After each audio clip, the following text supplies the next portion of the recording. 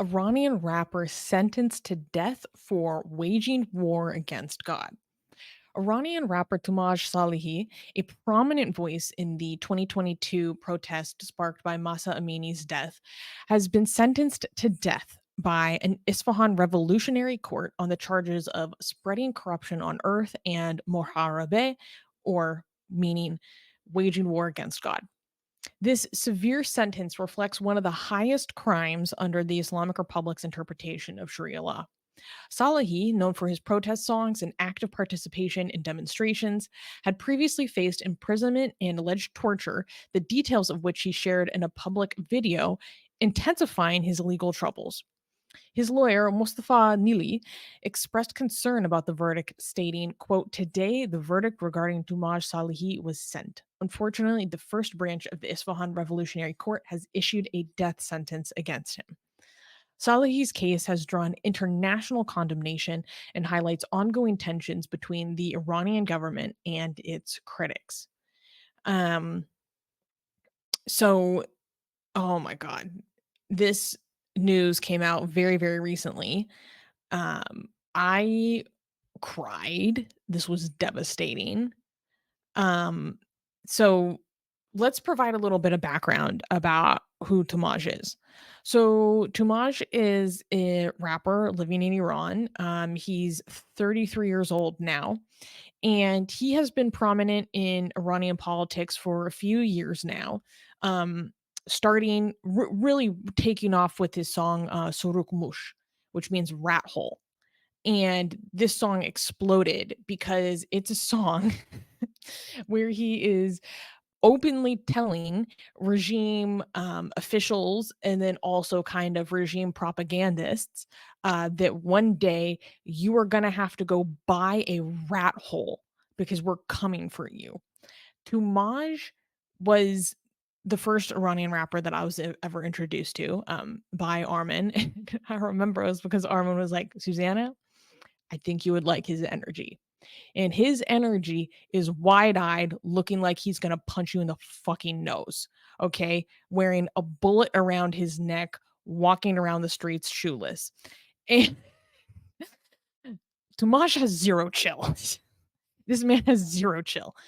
Um, and so his music is unapologetically, very openly against the regime, openly threatening the regime, honestly. Um, and um and he has paid the price for that. So, starting with his first song Sorukmush, he faced a lot of legal trouble where he would be taken off to jail and then eventually he would be released. And then he would go film a music video in front of the jail where he was held, casually as you do. Um and then basically, that continued into the Massa Revolution. So he was openly supportive of the Massa Revolution. He made music supporting the Massa Revolution, and his music was really highlighting multi-ethnic unity across Iran, in support of the people against the regime and their abuses. He's known for making a lot of music in support of workers' rights and the exploitation that they face. He's made music against the extreme use of the death penalty and executions. He's made music supporting Afghans against the Taliban. He's made music in opposition to Iran's foreign policies in regards to China. Like his music is very, very deeply referential to a lot of nuanced and historical things that happened within Iranian politics. Um, and so going into 2022, 2023, he was openly supportive of the uprising and even would film himself and post himself publicly um uh out there in protest and engaging in protests and being fully supportive of the people and posting motivational clips and stories and like little talking to people, encouraging them to rise up, encouraging them to fight back. And he is also like, so wholesome. His videos, like, literally could make me cry because they're all about he has the sweetest smile. They're about supporting people that feel like no one sees them. Like, he it was in Iran, there's a lot of, like, children that live on the street and, rummage through garbage, to try to provide for themselves. And he's always been like very supportive of these street kids, trying to help the street kids. He would give a lot of speeches that are literally just motivational, being like, out there, I want you to remember that there's like someone that loves you more than himself, and that person is me. And like, I care about you, I see you, you're worthy. Um, and he's like, just such a like, it's so wholesome and sweet. Um, but also, like, do not mistake his kindness and sensitivity for weakness. Um, yeah, this man is 10 toes down, as we say. And, so what happened was he got arrested for his activity during the Massa uprising, and he was in prison for, I think, 252 days. And, during that time, he Tortured. experienced yeah, he was tortured in solitary confinement for months at a time, and then finally, just this past November, he was released, and I cried. And, as soon as he was released, he came out and started making public videos talking in detail about how he was tortured. Oh, he was also, tortured into doing forced confessions. Um, and, That's the video. yeah, so within less than 2 weeks, he was rearrested Mm. because he came out, again, 0 chill, just immediately talking about how he was brutally tortured, by the regime. And so then That's within why they re-arrest them. exactly, within 12 days, they rearrested him, and that's how he's been stuck in jail this time and facing several charges against him. And then now the charge came down of the execution. And Armin, you touched on this a little bit earlier, but, his this timing is not accidental, where we have the unprecedented direct attack from Iranian soil onto Israel, same day, intense domestic internal crackdown, war on women. And then Right. also within less than 2 weeks, death sentence announced for one of the most prominent opposition figures inside Iran, who is I can like this man is beloved. Like he Yes. is I think it's hard to um give context to people about like how prominent he is. He's extremely prominent. Um, to the point Yeah. that polls literally ask like, "Would you want Toomaj to lead the country?" Like opinion polls. Mm. Um, so sorry, I've been He's rambling. one of the Please, most. please give us your No, he feedback is from it. one of the most popular figures right now in Iran, and that's why a lot of people think that the Islamic Republic would be insane to execute him, because that would a lot of people think that's too much. Killing too much would be a red line for a lot of people. But the Islamic Republic might actually carry out the execution, because so here a lot of people think that Islamic Republic is not insane enough to kill too much, because so many Iranians love him that the Islamic Republic should be afraid of that, right? But at the same time, they might execute him because to send a signal that even Toomaj is reachable, like we will even kill Toomaj, so don't think anybody is immune. But the regime is afraid. The regime is now announced his death sentence to see what different sides are going to do, because the regime is afraid both of the another wave of the Mahsa revolution, but it also wants to appease its own base, which are the radicals. Again, the timing is not coincidental. The attack on Israel was to appease its base. The new enforcement of the hijab laws is to appease its base, and now announcing this execution is. And by the way, by the base, I mean these people exactly that you see in the picture in the background. You can see one of the signs that says "Enqilab Islami hamchanan." Like it's saying the Islamic Revolution is still going. Like so, the 1979 Islamic. So you have to understand the Iranian regime sees itself more of a revolution than a regime, right? So it's not the revolution of 1979. It's not finished. This is an ongoing revolution, according to the regime and its supporter. And you can see one of the signs. These are the people who are desperate. The signs are saying, what the signs are showing is that they're afraid that they're losing the Islamic part of the Islamic Republic, and the signs are saying, "No, we're still here." So that sign says "Anqalab Islami Hamchunan has," means like the revolution is still going, so we're not finished yet.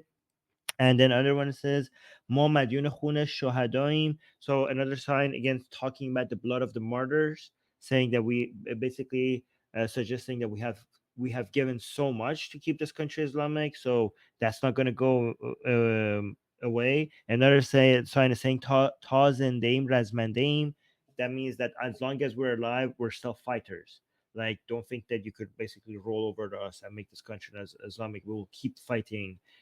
So again, that's the base that the announcement of such an execution is trying to. But I think for the Islamic, a lot of people are now on the Iranian side are having a debate: will the Islamic Republic actually execute too much, or is this just like an announcement of the execution, and then say like now we're going to be merciful and reduce the sentence to like maybe a long many years in prison. So there's a lot of speculation right now happening.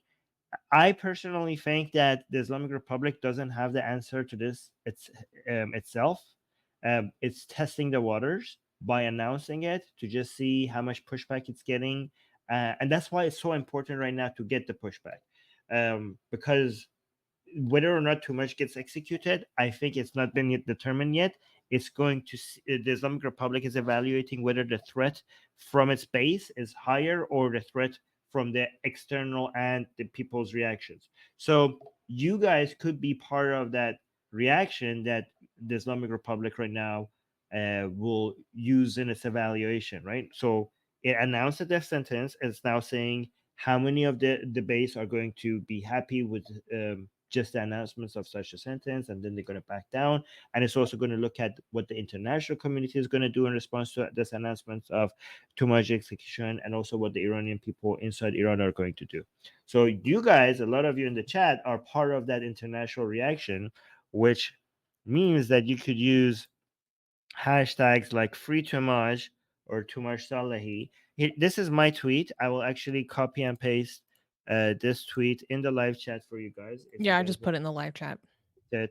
Yeah, I'll put it in the live chat. You guys could retweet it, or you could make your own tweet. You could just copy these hashtags.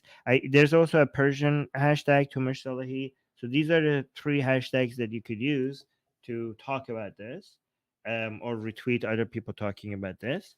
But this. A lot of people think that hashtag activism doesn't work, but we have seen time and time, again and again, that it has an effect, because if you make something trending, a lot of also mainstream media will pick it up because they see that it's trending. And when mainstream media picks it up, politicians will pay attention. And when politicians pay attention, because politicians want to give something to their base so that they could get reelected. And when the politicians reflect, say something because they see that the base wants to say them to say that, that will translate into more pressure on the Islamic Republic, and that could actually save too much. So don't let people dismiss keyboard activism. It works. These things work, and it doesn't cost you anything to go make a post and talk about this, and it actually might save too much. And again, it's not just about too much, because too much is a voice of a generation. It's a voice of so many people. So it's saving too much is not just about saving too much. Saving too much, it's about saving a loud and brave voice of the Iranian people. And when I say brave, it's unnaturally brave. Like, this man has no chills, right? Like, Mm-mm. he's just ready to give any price for the freedom of Iran. Um, One of the videos. So I showed you the video right now when Susanna was saying, like, when he was first released, he was supposed to not say anything, and he didn't hesitate. He just came out knowing that saying these things will get him rearrested. He came and he spilled all the tea. Like, he just said everything. He knew that him being free might be his, because he didn't know if when he was going to get arrested or if he's going to get rearrested. So he just said, I should just use the very short amount of time that I may have as free to just give the Iranian people all the information that they could need. And he went into so much detail about who orders what, where the commands are coming from, how the torture happens, who do you might be able to use in the prison system in your favor, who's, like, he wanted to just unload a whole bunch of information so that the opposition has a lot more information to go forward with when it comes to fighting the regime. So a lot of other activists have now have a wealth of information because Toomaj just came out and just gave us a lot of information. And he came out and said all of that, knowing that this is going to mean that he's going to get rearrested. And they rearrested him very aggressively. And they beat the crap out of him. Like, they break his bones. They break his bones multiple times when they have him in prison. And then he gets released and he's smiling. He's smiling. The first time they announced his arrest, he was he recorded himself with his friend, and they were in the elevator. It was like, okay, so this is my last free day. I'm just going out with my friend to chill because I don't know if I'm ever going to see outside of her again. And they were both smiling, knowing that he could possibly get executed. He could probably just be in prison forever. So he just wanted to make sure that he goes out with his friend, not knowing when he's going to come out of prison. And I don't understand the smiles. I don't understand how he could be so chill about knowing that he's going to get tortured, but going out with his friend, smiling. And I don't know what this man is made of, but I don't know. It's just bizarre. It's just bizarre, the level of bravery that this man has. He's It's such like, a go treasure ahead. for the Iranian people, and losing it would be such a huge tragedy. But go on. Like, I don't think it oh my god. Like, he is so selfless. Like, when he was in the beginning of the Massa uprising, like, he would say to people, "I'm going to be arrested. I'm going to be arrested. And when I do not stop and cry for me. Hit the streets harder. Don't think about me because this isn't about me." The day before this was in his death sentence was released publicly, he even said he released a statement saying, "I know what the sentence is, but I'm scared to say it because I don't want to impact, like, the mental health of the people that care about me, the mental health of the young people, the mental health of the people that look up to me." Like, he what what gets me the most is, like, I've been a fan of this man for years. He's one of my personal heroes. And, if you've been following, like, what he says, his little, like, motivational things that he'll put out for his fans, or his music, like, for years in his music, he has been rapping and writing about how he will be killed and he will be executed for years. And he has this one song, um, oh god, where he basically says, like, "Noose" oops, excuse me, like, "Noose, noose, and noose, like, I will kiss you with honor." The noose around his neck.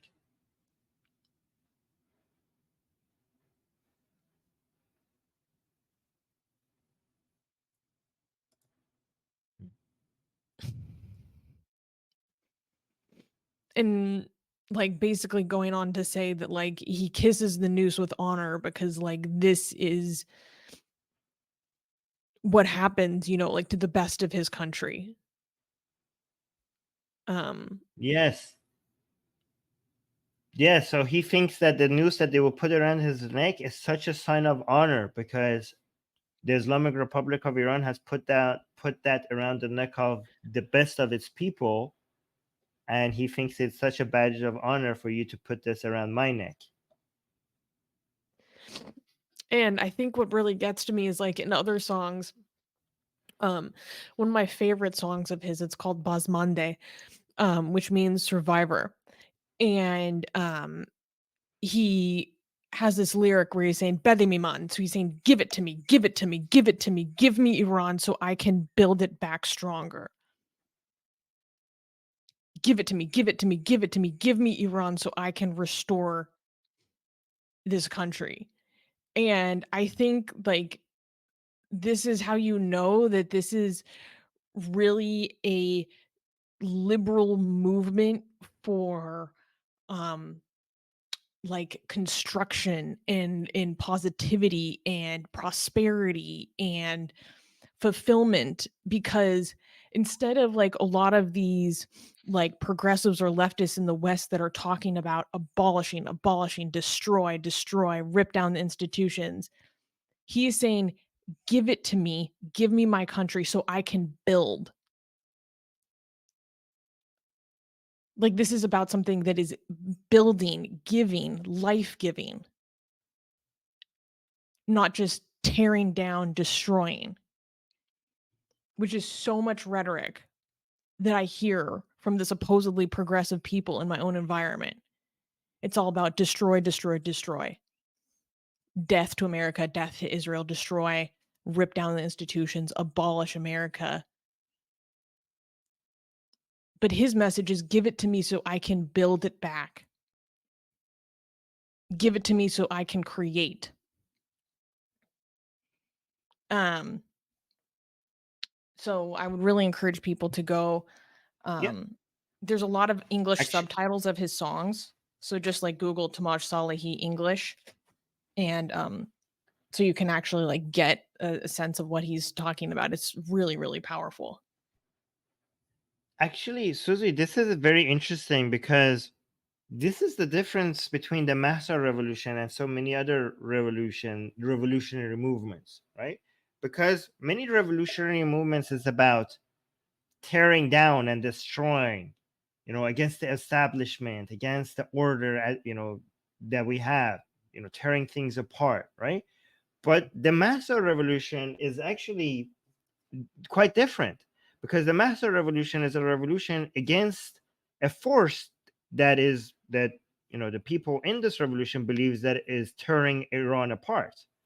The Islamic Republic of Iran is destroying Iran, is destroying its resources, is destroying its people, is destroying its environment, its wildlife, its water resources, its climate, its relationships with other country, its economy, and it's just is like torch earth. Like there's nothing. There's if the Islamic Republic is left to rule over Iran, it's just the understanding is that there will be nothing left for anybody.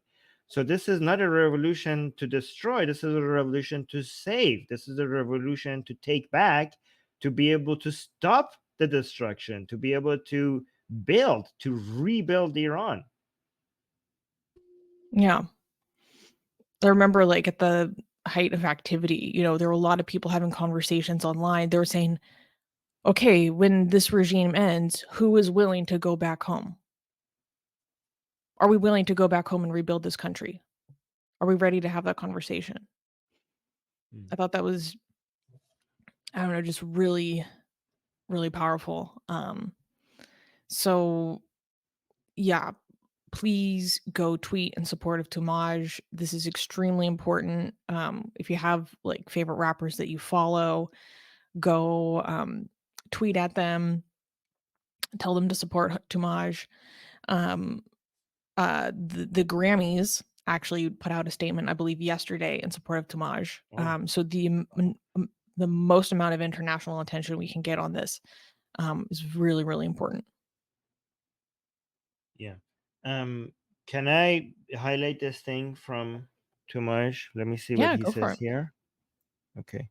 Well, actually, let's go back. So saying protesting is a legal issue. So yeah, so it says it should be legal. So this is. I wish I could show some of his rap songs and translate this for you guys here, but I don't know if what YouTube's going to react to that. But other than rapping, he usually goes into the streets and protests, and he records his thoughts to the people and just posts them. So he says, "You're using your most basic civil rights." So when he says when you go protest in the streets, this is your civil right. This is your most basic civil right to be able to talk, to speak out, to criticize, to protest. Are we not allowed to talk? Who wants to take this permission from us? They can't. No one can take it from us. So you're using your own rights. Insulting. What? It says insulting is a crime. This is something that I disagree with Toomaj on. I made a show about it, celebrating him and also disagreeing with him on this part. He says, don't insult. I understand why he's saying that. I think insulting is also not a crime, but that's what he said. This one is right. Threatening is a crime. Don't do it. So he says, don't. He said, go out and protest. Don't threaten anybody. Don't insult anybody. I don't agree. I think insulting should also be free. So that's a disagreement I have with Toomaj over there. I don't threaten anyone. But here's the thing, even though I disagree with him, I kind of see why he has to do that, because he is in. I will mention that disagreement, but Toomaj is working in a lot more sensitive environment, and he has to be a lot more practical when it comes to his activism. I can insult because I live outside of Iran, but again, Toomaj had to be a lot more pragmatic about his activism. But imagine this: this is a person that he's now, you got a sentence for execution, and he is so mild when it comes to, he just wants you to be able to protest, to speak, and he's even against insulting, and he's getting a death sentence. The person who's coming out and saying don't even insult, just criticize, just protest, just use your free speech to just tell you why you're against this regime, and even that level of criticism of the regime is not tolerated, and he's supposed to be executed because of how big he is. I said I don't encourage people to violence. So he's against violence, he's against threats, he's against insulting. He was just peacefully protesting against the government and doing rap songs against the government, and this is the person that is getting a death sentence. I don't insult anyone, so I am protesting, and it's my right. Who hasn't committed a crime isn't afraid. Whoever hasn't committed a crime shouldn't be afraid. So he's like, I haven't. Why should I be afraid? I haven't committed a crime. The one who has committed the crime should be afraid. We shouldn't be afraid. What should I be afraid of? There is no reason for me to be afraid. He's repeating, whoever has committed the crime, that's the person who should be afraid. Whoever has embezzled should be afraid, not us. Whoever messed up the country should be afraid, meaning the regime. Whoever has caused poverty and corruption should be afraid.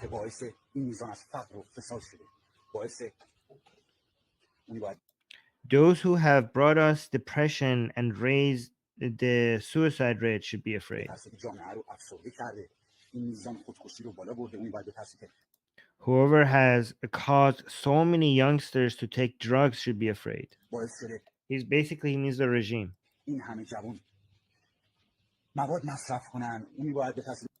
Those who have disappointed the society should be afraid. Whoever caused so much migrations from the country should be afraid, like people leaving Iran.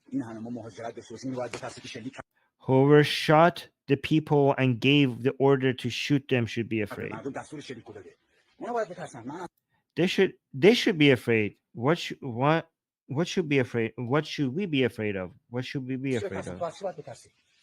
What should you be afraid of? You are a citizen. I am a citizen. We haven't done anything wrong. We are just talking. Who wants to stop us? Yeah. So I just wanted to just see a taste of what he talks about in his activism. Just a little bit. Yeah. Yeah. Whew. Yeah, guys, so please Imagine that go. getting it that position getting a death sentence. Like this is like the most wholesome, chill. You should be any country should be honored to have a citizen like that, even if you're against him, even if you do not like his views. Any government having a citizen that is protesting like this to try to keep its country accountable for its people, you should be proud to have citizens like that. You should be honored, not giving him a death sentence. Yeah. Anyways, yeah, I know, but here's the thing. He is an actual threat to the Islamic Republic. His he is. Yeah, message, his mentality is a genuine threat to them, true. which goes to show what they represent, right? Um, so we got a super chat and a couple I can't talk highlight I can't talk comments that I want to highlight during that segment. So let's go through those. Nara Buffy gave us €5. Thank you, saying thank you guys, especially for the news from Iran. Hopefully they will have their freedom soon. Oh, yes, please. Guys, don't forget that the head of the octopus is in Iran, is in Tehran. Mm. And once we strike the eye of the octopus, we will see a lot more peace and stability in the Middle East. Because it's not enough to keep fighting the tentacles of the proxies anymore. We need to reset our policies. Maybe if we just keep on giving them handouts, they'll start acting better and actually nicer and like a normal country and not like a freaking belligerent medieval abnormal regime. Oh, no, it ain't working. So there was a couple comments I wanted to highlight.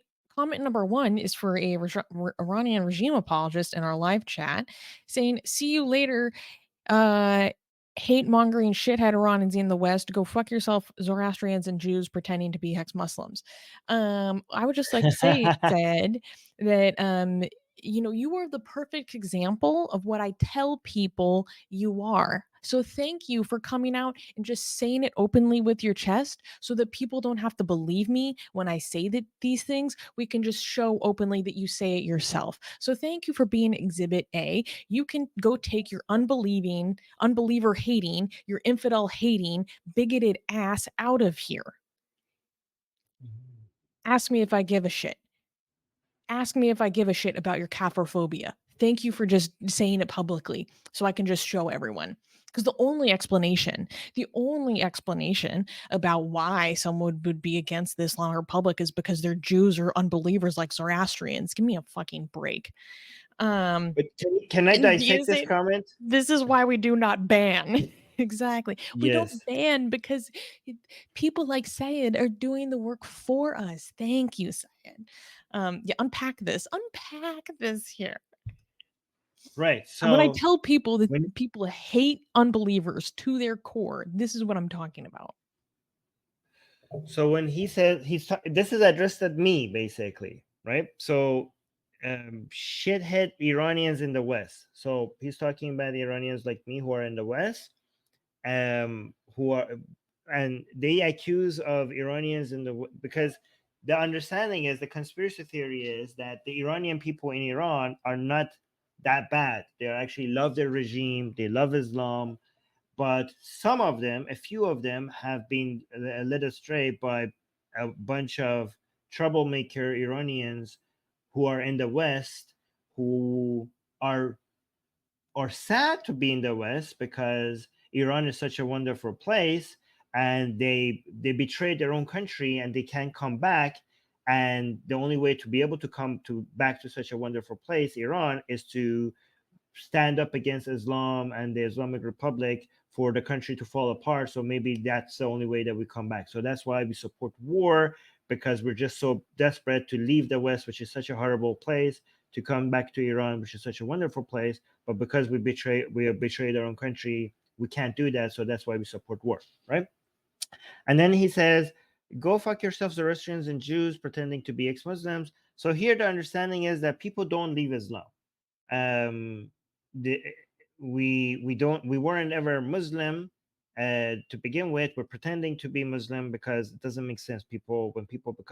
Once you become Muslim, you never go back, because Islam is just so beautiful and wonderful, and people don't leave Islam.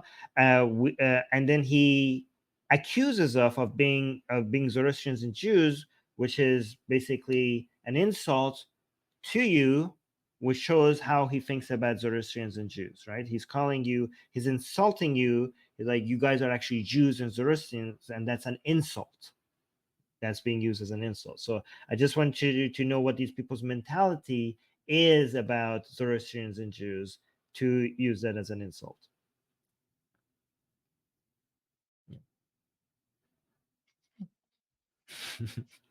I don't even have to say it myself. These people say it for me. It's lovely.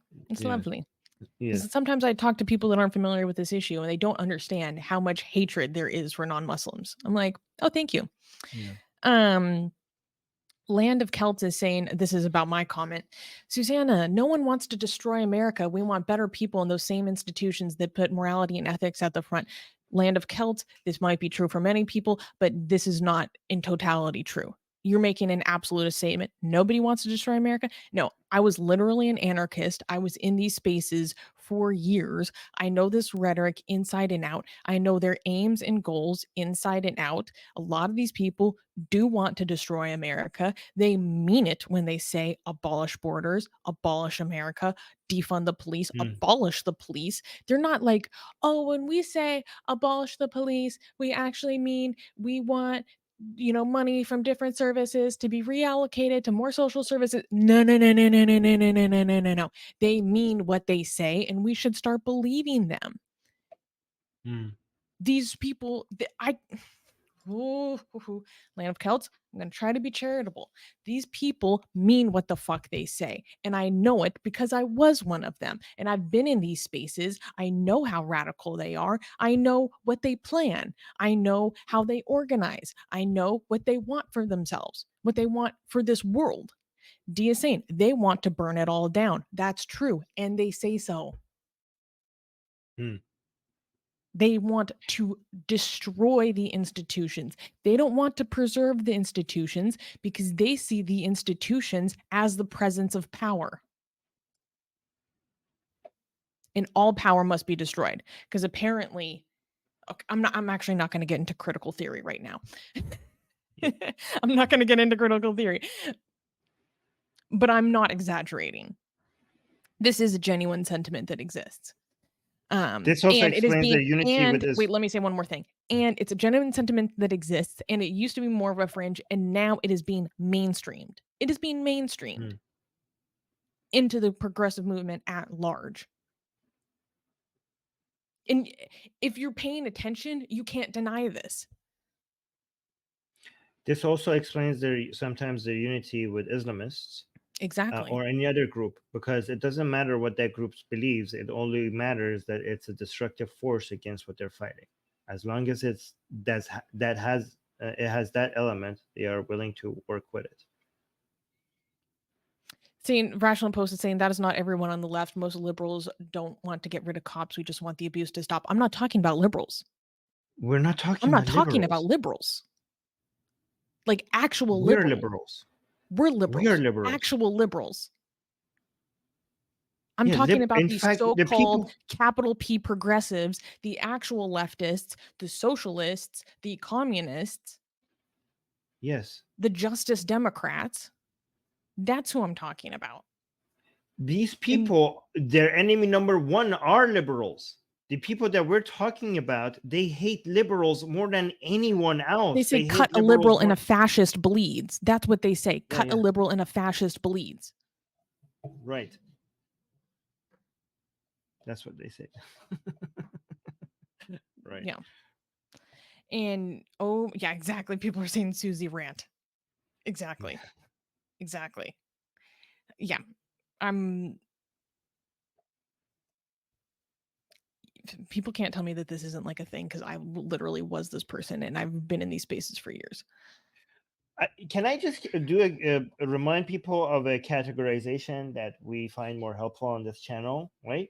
To us, it's not about a right or left, or to me at least, I don't know if Susie agrees with me, and it's not about conservative or progressive. To us, the line that actually matters is liberal versus illiberal, right? We have liberals on the left and we have liberals on the right. We have illiberals on the left and we have illiberals on the right.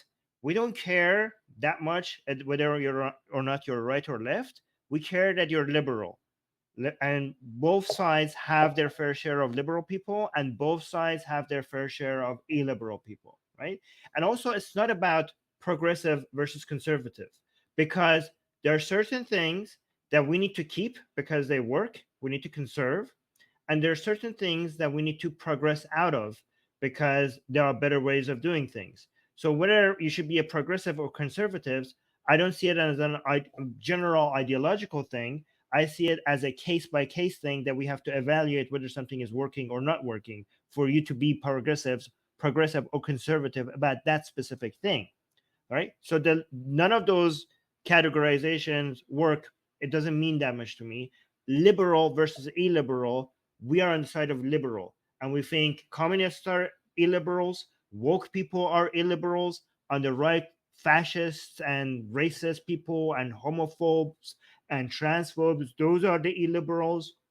Islam is, all religions are illiberal. Hinduism, Islam, Christianity, Judaism, they're illiberal.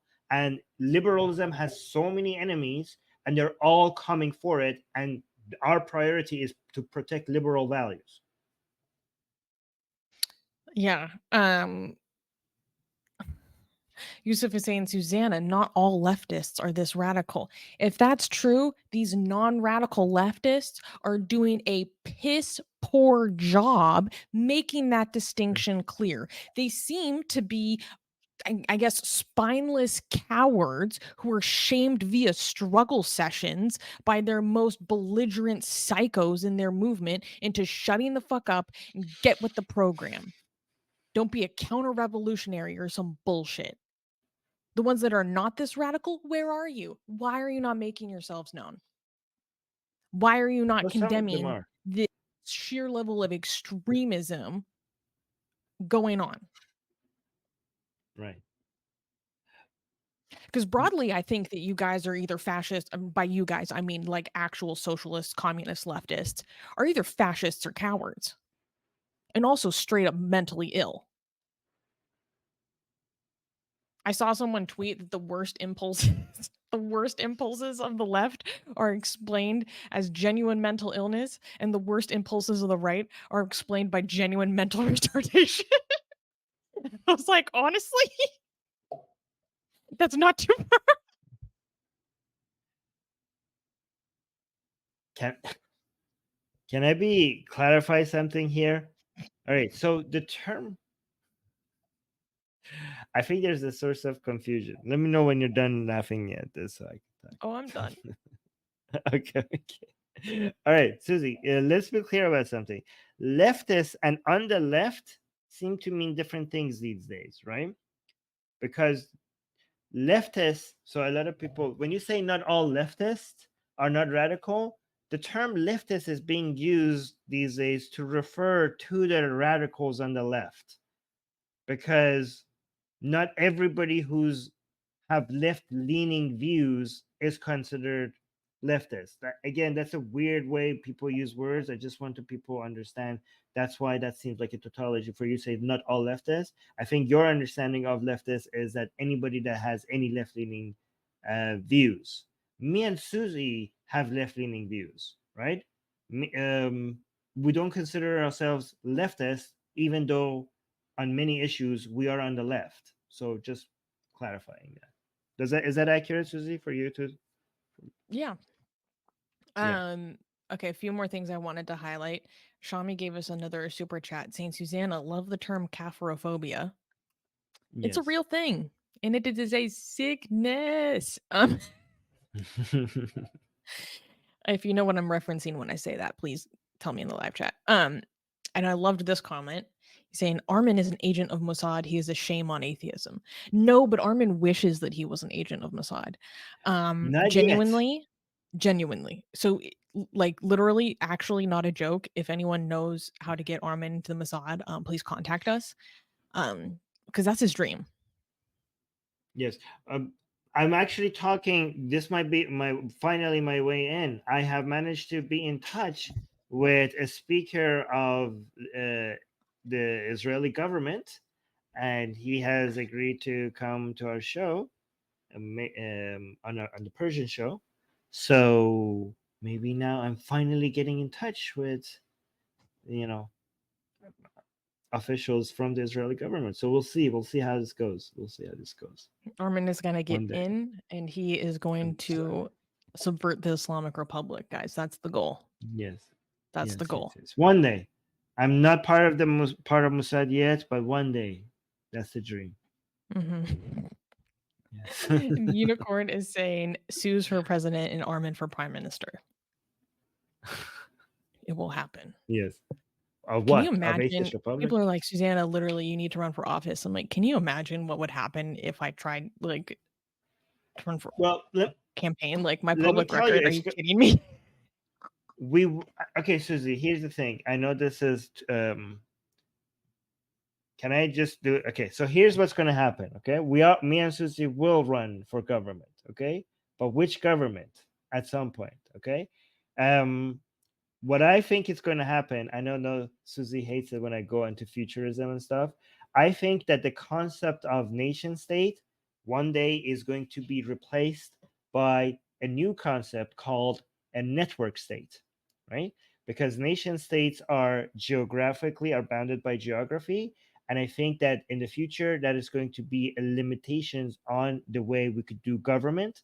So the future of humanity and organizing politics, I think, is going to be based on network states rather than nation states. And something is going to replace liberalism at that point to represent this new reality, right? And most of lived reality is going to be off of like not based on geography. It's going to be on on the internet, online, and stuff like that, right? So based on that, I think we could, again, I know this sounds just like this childhood dreaming and stuff like that, okay, childish dreaming and stuff like that, okay, so I know it's like this is, I'm just thinking out loud. Atheist Republic could one day be a network state, so which is not bound by geography. So if we evolve into becoming network states, we could turn Atheist Republic into a network state with its own citizens and its own state and its own government. And I would be willing to run for that government, like as a position to, I don't know, would you run, would you take part in elections as a, if we ever managed to turn Atheist Republic into a network state? No, I don't know. Susie We'll doesn't see. like it when I We'll go see. into futuristic stuff. Yeah. That's not true. That's not entirely true. No. Yeah, like we have people saying I'd be a citizen. Yes. We will have actual citizens. Like, we joke about citizens of Atheist Republic. I think like one day we could get us to a place where we have actual citizens of Atheist Republic in this new concept of a network state. Do you know who makes the most amazing, gorgeous, and other adjectives that I can't use here on YouTube, blasphemous art ever? We do! And for some reason, we are giving it away for free. Download them now using the link in the description before we change our mind.